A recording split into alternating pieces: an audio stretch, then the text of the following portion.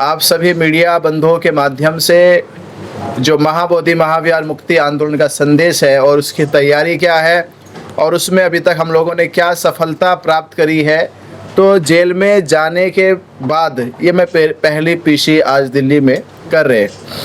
हमारा पहला ये पूरे देश में बता दे कि जो 12 फरवरी 2025 से महाबोधि महाविहार मुक्ति आंदोलन बोधगया से शुरू हुआ, आज उस आंदोलन की इतनी बड़ी ताकत पूरे देश में इकट्ठा हुई कि जेल से आने के बाद हमने महाराष्ट्र में धम्म ध्वज यात्रा संपूर्ण महाराष्ट्र में निकाली, जिसमें लाखों लोगों का बड़ा बहुमत समर्थन साथ सहयोग मिला। उसके बाद यात्रा कर्नाटक, मध्य प्रदेश, अब छत्तीसगढ़ में शुरू होने जा रही है। गुजरात, यानी तमाम जितने भी हमारे देश में हिंदी भाषित खास तौर पे जहाँ हिंदी सुनी जाती, हिंदी बोली जाती है, उन सब में महाबोधि महाविहार मुक्ति के प्रोग्राम आने वाली 12 फरवरी 2026 दिल्ली में एकजुट हो रहे बौद्धों के जन समर्थन में संपूर्ण भारत में ये आंदोलन चालू है। इस आंदोलन की ताकत आज देखी गई जब बिहार की राजनीति में पहली बार बिहार की राजनीति में राजनीतिक पार्टियों के मैनिफेस्टो में महाबोधि महाविहार मुक्त करके बौद्धों को सौंपा जाएगा, ऐसी बात कही जा रही है। ये बात तब कही जा रही है जब हमने पूरे देश में आंदोलन को जन आंदोलन बनाने में काम किया। आज ये आंदोलन पूरे देश के बौद्धों की आस्था, विश्वास, अस्मिता, स्वाभिमान का आंदोलन बन गया और ये आवाज़ धीरे धीरे राजनीति के गलियारों तक गूंजने लगी। आज हमें ये विश्वास होने लगा है कि जब बिहार राजनीति के मैनिफेस्टो में ये बात उठाई जा सकती है, तो आने वाले दिनों में हम अपने उद्देश्य में सफल हो जाएंगे कि जैसे ही बिहार की सरकार बनती है जिस भी पार्टी की, उस पार्टी से ये ताकत मिलाकर हम लोग अपना जो अधिकार है बेटी एक्ट रद्द कराने का, महाबोधि महाविहार मुक्त कराने का, उसमें सफल होंगे। उसकी तैयारियां पूरे देश भर में चल रही है। तो ये तैयारियों को लेकर हमने सोचा कि समाज कैसे एकजुट होगा, समाज को कैसे एक जगह लाया जाए, क्योंकि ये आंदोलन 134 साल से एक लंबे समय से चल रहा। 6 पीढ़ियां इस आंदोलन में लड़ते लड़ते चली गई और 7वीं पीढ़ी में हम इस आंदोलन में खड़े हैं। आप लोग इस 7वीं पीढ़ी के आंदोलन को पूरे देश और दुनिया के नज़रों में लेकर आए।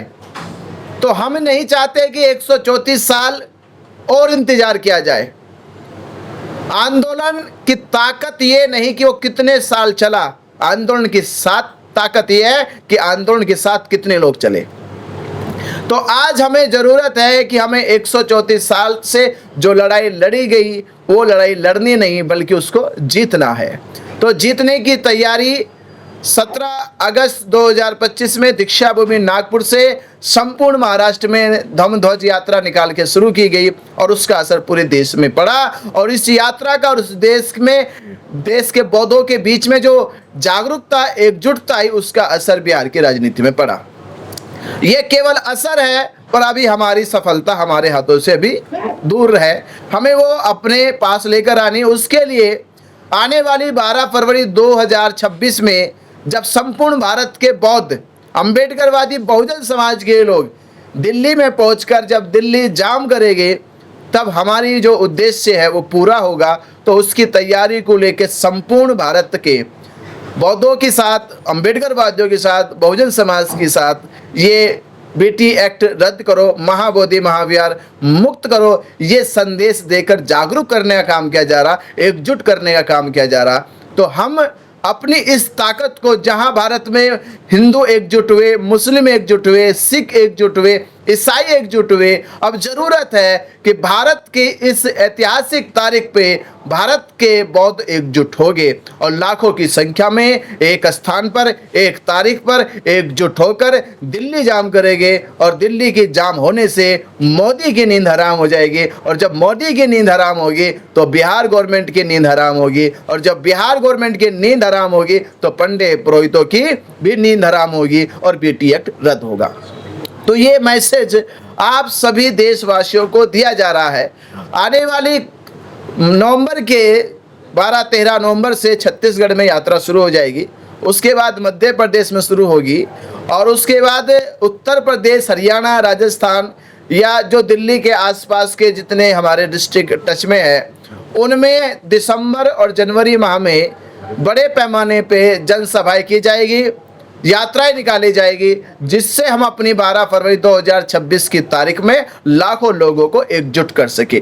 तो ये अभियान जो अभी संपूर्ण भारत में चल रहा, उसके माध्यम से हमने 12 फरवरी को लाखों लोग दिल्ली में एकजुट करने का ये प्रयास किया और आज ये पीसी मुख्य तौर पे 12 फरवरी 2026 को संपूर्ण भारत के बौद्ध एकजुट हो, उसके लिए आह्वान की आज पीसी है, ये कॉन्फ्रेंस है कि आज से हमने ये संदेश आज पूरे देश में चला जाए कि 12 फरवरी 2026 को संपूर्ण भारत के बौद्ध दिल्ली एकजुट हो। नहीं, ये संपूर्ण भारत के बौद्धों का आंदोलन होगा। पूरे देश के बौद्ध सभी राज्यों से हजारों की संख्या में आ रहे, उसकी तैयारी हम इसीलिए हर एक राज्य में जाके कर रहे हैं। राज्यों में जा रहे, सभाएं कर रहे, यात्रा निकाल रहे, उन्हें जागरूक कर रहे, एकजुट कर रहे, उन्हें प्रेरित कर रहे, उनकी अस्मिता, उनकी संस्कृति, उनकी विरासत का एहसास करा रहे और कह रहे कि अगर ये विरासत संस्कृति बचेगी तो बौद्धों का इतिहास बचेगा। भक्ति जी, बौद्ध अनुयायी बहुत सारे हैं, पर जब आंदोलन की बात आ रही है, बौद्ध आंदोलन की बात आ रही है, तो वो बाहर नहीं आ रहे, ऐसा क्यों? और आप उन्हें एकजुट कर पाएंगे तो कैसे? देखिए, माहौल की बात होती है। जब माहौल खड़ा होता है, देश और दुनिया में एक बात कही गई है कि ये आदमी जब निकलता है तो देखकर निकलता है भीड़ कितनी सड़कों पे है। तो हमें पहले सड़कों पे ऐसे लोगों को लाना होगा जिनका विश्वास, जिनका संकल्प है ये कि महाबोधि महाविहार मेरे मरने से पहले मुक्त हो जाए। तो जिन्होंने ठान लिया है वो लाखों लोग आ रहे, और इन लाखों लोगों को जब सड़कों पे पूरा बौद्ध जगत, बौद्ध समाज देखेगा, अम्बेडकरवादी समाज देखेगा, तो मैं कह रहा हूं कि जो घरों में बैठे खिड़कियों से झांक कर देख रहे, वो दरवाजे खोलकर इस जनसमूह के आंदोलन के साथ खड़े हो गए। आपके साथ बौद्ध अनुयायी और आपके उपासक भी बहुत सारे रहेंगे, क्या बौद्ध भिक्षु भी रहेंगे? हाँ, बौद्ध भिक्षु रहेंगे। जल्द ही हमारी सबसे पहली मीटिंग महाराष्ट्र में हो रही है, ऑल इंडिया भिक्षु संघ के साथ होने जा रही है। उसके बाद हम उत्तर प्रदेश के साथ जुड़े हुए जितने हमारा भिक्षु संघ है, बनते बुद्ध रतन जी बैठे अलीगढ़ से आए हैं, और आपने भी कहा कि बहुत सारे भिक्षुओं के साथ बातचीत हो रही है। हाँ, ये था कि भिक्षुओं को पहले लगता था कि ये हम लोग आगे नहीं बढ़ पाएंगे, पर अब उनको विश्वास हो गया कि अब आगे बढ़ चुके हैं। और बहुत सारे बौद्ध भिक्षु ये भी कह रहे हैं कि आपने उनको अभी तक पूछा नहीं, और उन्होंने बौद्ध मुक्ति आंदोलन में बहुत सारा काम किया है। जिन लोगों ने काम किया, यानी कि जिन बौद्ध भिक्षुओं ने काम किया, उनको आपने जरा सा भी नहीं पूछा अभी तक? नहीं, ऐसा नहीं है, साथ में नहीं लिया? नहीं, ऐसा नहीं। वो मौका थोड़ा हम इंतजार कर रहे थे कि हमारे बड़े भिक्षु है, सम्मानित भिक्षु है, तो हम उनके लिए मंच तैयार कर दे, उनके लिए समाज तैयार कर दे। और ये विश्वास है जो आने वाली 12 फरवरी 2026 का आंदोलन है, वो उन्हीं वरिष्ठ भिक्षुओं के नेतृत्व में लड़ा जाएगा, वो ऑल इंडिया भिक्षु संघ के नेतृत्व में लड़ा जाएगा। आज हम ये पीसी के माध्यम से कह रहे, ये बहुत अच्छा सवाल किया, क्योंकि ये सवाल होने से ही बौद्ध भिक्षुओं में भी, ऑल इंडिया बौद्ध भिक्षु संघ में भी और बौद्ध उपासकों में ये मनोबल बढ़ेगा कि जो आने वाला प्रोग्राम है ये विनाचार्य का प्रोग्राम नहीं है, ये विनाचार्य ऑल इंडिया भिक्षु संघ को प्रोग्राम तैयार करके समर्पित कर रहा है कि 12 फरवरी को मंच पे ऑल इंडिया भिक्षु संघ ही होगा। आप देश को जोड़ने की बात करते हैं, लेकिन आपके भंटे आपके साथ नहीं जुड़ पा रहे हैं, सब अलग। देखिए, ये पहली बात तो ये किसी को जोड़ने का नहीं है, ये जागरूक करने का है और महाबोधि महाविहार मुक्त करने का। हाँ, मैं ये कह सकता हूँ सबके अंदर पीड़ा है, ये पीड़ा सबके अंदर है। अगर इतना भी संदेश, रास्ते अलग क्यों है फिर? नहीं, रास्ते अलग कैसे हो सकते हैं जब मंजिल एक है? जब मंजिल ही, रास्ते सबके अलग लग रहे हैं। नहीं हो सकता। जब मंजिल एक है, रास्ते अलग नहीं हो सकते, क्योंकि अगर कहीं भी कॉन्फ्रेंस हुई है, पूरे देश की कॉन्फ्रेंस का उद्देश्य है महाबोधि महाविहार मुक्त कराना। ये तो इससे बड़ा और क्या हो सकता है? विधायिका से जीतेंगे इस लड़ाई को या फिर जीतेंगे न्यायपालिका से? क्योंकि आपका मुकदमा भी चल रहा है सुप्रीम कोर्ट में, और आप सड़क पर भी हैं, और आप चुनाव भी है बिहार में। क्या मुद्दा बन पाया है चुनाव में इस बार बिहार में आपका? हाँ, ये तो हो गया कि हम लोगों ने ये जो सड़कों पे आंदोलन किया, जो दिन रात सड़कों पे चलकर समाज को जगाने का काम किया। बरसात में चले, बारिश भी आई, तूफान भी आई और तकलीफें भी हुई, उसके बावजूद भी ये आंदोलन सड़कों पे लगातार 12 फरवरी 2025 से दिखाई दे रहा है, आज तक दिखाई दे रहा है। आज भी मोर्चे पूरे देश में चल रहे हैं। तो उसका असर पड़ा है बिहार के इलेक्शन में कि वहाँ की राजनीतिक पार्टियों ने अपने मैनिफेस्टो में ये जिक्र करा कि हम महाबोधि महाविहार को मुक्त करके बौद्धों को सौंपेंगे, बीटी एक्ट रद्द करेंगे। ये चर्चा हुई बिहार के इलेक्शन में और ये चर्चा हुई तो ये हमारी जीत है। अब ये जिसके बाद इलेक्शन के जब वहाँ 14 नवंबर को सरकार बन जाएगी, उसके बाद हमारा टारगेट होगा कि अब उसे इम्प्लीमेंट किया जाए। तो हम 12 फरवरी में पूरे देश से बौद्धों की ताकत इकट्ठा करके बिहार सरकार ने जो मैनिफेस्टो में, वो बिहार की राजनीतिक पार्टियों ने जो मैनिफेस्टो में रखा है, जिसकी भी सरकार बनती है, हम उस पर ताकत से दबाव बनाएंगे कि अब उस बात को इम्प्लीमेंट किया जाए। लेकिन बोध गया बिहार में है, आप वहां पर केंद्रित क्यों नहीं करते हैं इस आंदोलन को? आप नागपुर जाते हैं, बंबई जाते हैं, छत्तीसगढ़ जाते हैं, झारखंड जाते हैं और दिल्ली में भी आते हैं, आप ताकत वहां क्यों नहीं दिखा रहे हैं? लोग कह रहे हैं कि ये चंदा इकट्ठा किया जा रहा है पूरे देश में। पूरे बिहार में बुद्ध विहार है पर बौद्ध पूरे देश में है, तो ये पूरे देश के बौद्धों को एकजुट करने का आंदोलन है। पहला ये समझिए कि बौद्ध विहार जो है वो बोध गया में है, पर उसकी लड़ाई पूरे देश के बौद्धों को एकजुट करके लड़ी जा रही है। क्योंकि हमने 134 साल में देखा कि 134 साल में लड़ाई लड़ी गई है पर एकजुट नहीं किया गया, जागरूक नहीं किया गया।